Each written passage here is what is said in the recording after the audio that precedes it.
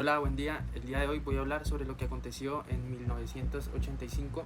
precisamente un 6 de noviembre a eso de las 11 de la mañana, en lo que se conoce como uno de los hechos más bochornosos, cuestionables y tal vez penosos de la historia de Colombia, sobre lo que fue la toma del Palacio de Justicia. Pero ¿qué fue la toma del Palacio de Justicia? La toma del Palacio de Justicia en un primer momento resultaba ser una cuestión de principalmente demandas y donde se buscaba hacer una negociación con el gobierno actual del presidente Belisario Betancur sobre las decisiones que se estaban tomando políticamente y de los hechos de tanto de exclusión en donde se llegaban, ya estaban mencionándose casos de extradición a los Estados Unidos por parte de algunos actores que se encontraban involucrados en el conflicto armado de aquel entonces en Colombia. Pero ¿quién es el M-19? El M-19 es un grupo guerrillero que surge a partir de la década de los 70. Este grupo armado nace como generalmente nacen la mayoría de grupos guerrilleros en Colombia, que resultan de la exclusión política y los fraudes electorales que se estaban dando en aquel entonces en el país y sumergían a Colombia dentro de un periodo de corrupción constantemente. Sí, el M-19, también el grupo guerrillero al que se le atribuyen hechos como el robo de la espada de Bolívar, y ahí seguidamente se le atribuye la participación y pues ser los detonantes de lo que fue la toma del Palacio de Justicia en 1985. Básicamente, en una primera fase, el M-19 planificó el hecho en el cual entrarían en una demanda en armas, tomando como rehenes a civiles y magistrados que se encontraban en el Palacio de Justicia, principalmente para hacer una denuncia y comenzar una negociación de algunos términos vigentes sobre cómo se estaban llevando algunos temas que tienen relación con lo que puede ser la extradición de algunos criminales o narcotraficantes que se encontraban relacionados con grupos armados o guerrillas. En ese primer momento que el M-19 tenía pensado que sería un juicio político tomado en armas, en donde se negociaran los procesos de paz y de extradición que se llevaban en ese momento en Colombia, no tuvo la respuesta que ellos esperaban o planificaban por parte del ejército, donde en ningún momento entraron a intermediar ni a negociar, sino que directamente se mostraron con tanques y armamento para contraatacar y seguidamente abrirse paso en lo que viene siendo el Palacio de Justicia. Cuando el ejército ingresa a lo que vienen a ser las instalaciones del Palacio de Justicia, se comienzan a escuchar, según lo relatan algunos civiles que se encontraban cerca de las instalaciones del Palacio de Justicia,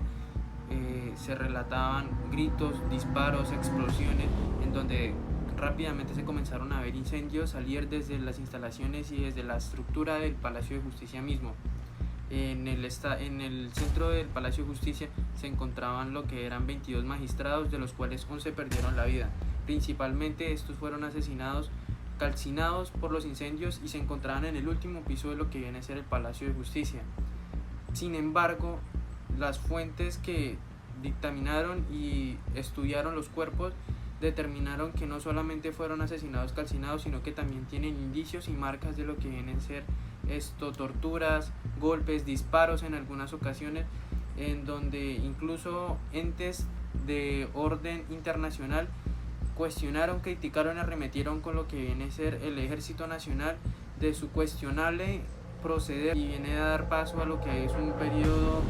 o más bien refleja lo que fue este periodo tan cuestionable sobre el uso desmedido de la fuerza. Datos curiosos o hechos que ocurrieron y no muchos tienen conocimiento sobre lo que fue la toma del Palacio de Justicia, cómo el M-19 logró entrar las armas, cuando se reconoce y se entiende que en ese centro habían detectores de metales, que se ha reconocido o se ha encontrado que las máquinas que se encargaban de hacer esta labor no estaban funcionando 1 o 2 días antes de que ocurriera el día, así que la planificación y hechos que ocurrieron tuvieron intermediaciones o actores externos al grupo armado que colaboraron para que este hecho fuese posible. Como muchos pensarían, la entrada de los guerrilleros no fue por la entrada principal del Palacio de Justicia solamente.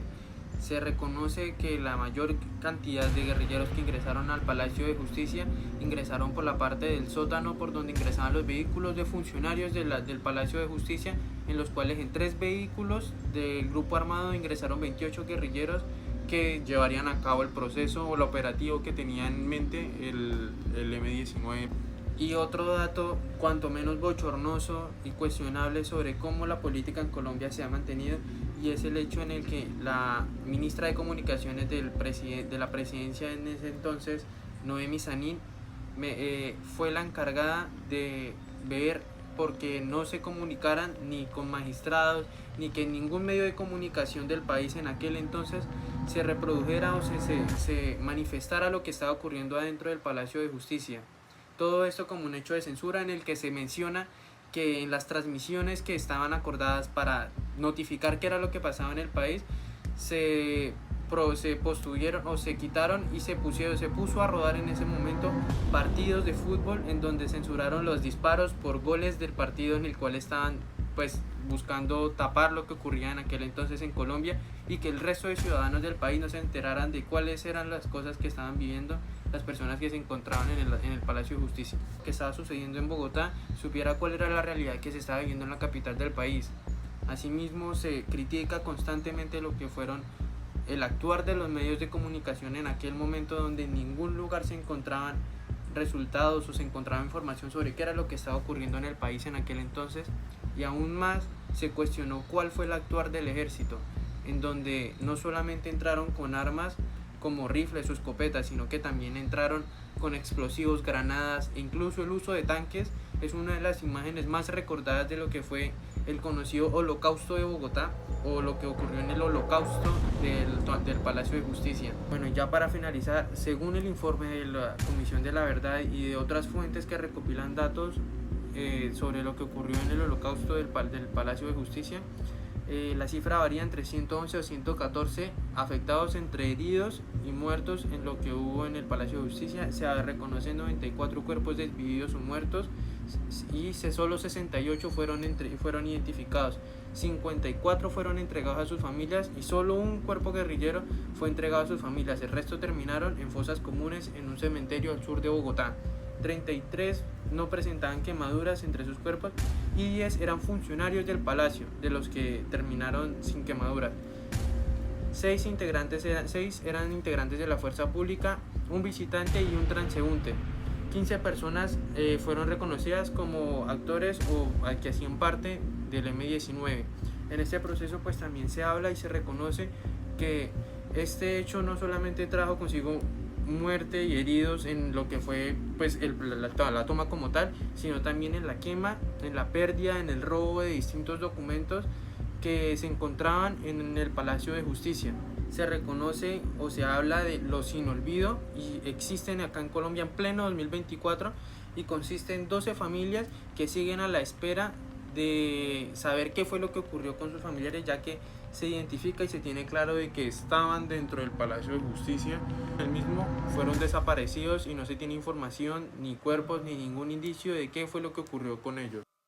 Y pues nada, espero que este video les haya servido para tener un poco más de claridad sobre qué fue lo que ocurrió en el Palacio de Justicia, y pues que tengamos certeza de cómo estos hechos atroces ocurrieron en nuestro país, pudiéndolos tener claro y pudiendo evitar que un hecho así se vuelva a reproducir en nuestro país.